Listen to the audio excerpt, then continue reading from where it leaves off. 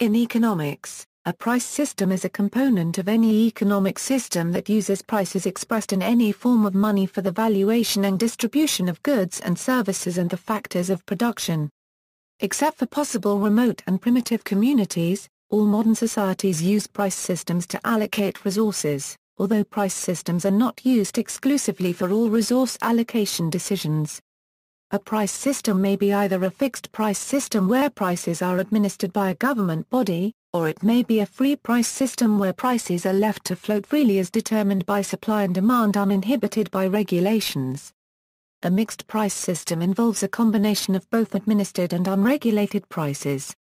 History: fundamentally, price systems have been around as long as there has been trade or money. The price system has evolved into the system of global capitalism that is present in the early 21st century. The Soviet Union and other communist states with a centralized planned economy maintained controlled price systems.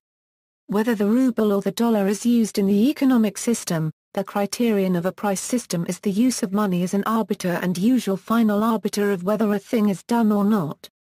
In other words, few things are done without consideration for the monetary costs and the potential making of a profit in a price system. Debate on socialism. The American economist Thorstein Veblen wrote a seminal tract on the development of the term as discussed in this article, The Engineers and the Price System.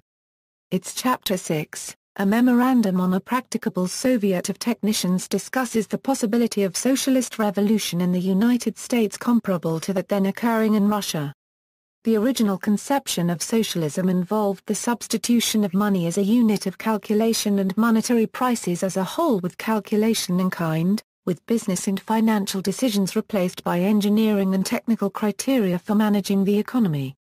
Fundamentally, this meant that socialism would operate under different economic dynamics than those of capitalism and the price system.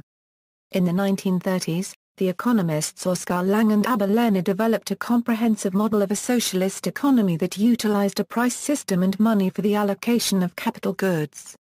In contrast to a free market price system, socialist prices would be set by a planning board to equal the marginal cost of production to achieve neoclassical parity efficiency.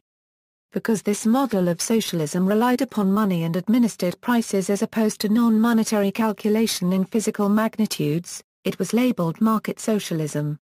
In effect, Oskar Lange conceded that calculations in a socialist system would have to be performed in value terms with a functioning price system rather than using purely natural or engineering criteria as in the classic concept of socialism.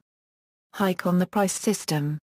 Austrian school economist Friedrich A. Hayek argued that a free price system allowed economic coordination via the price signals that changing prices send, which is regarded as one of his most significant and influential contributions to economics.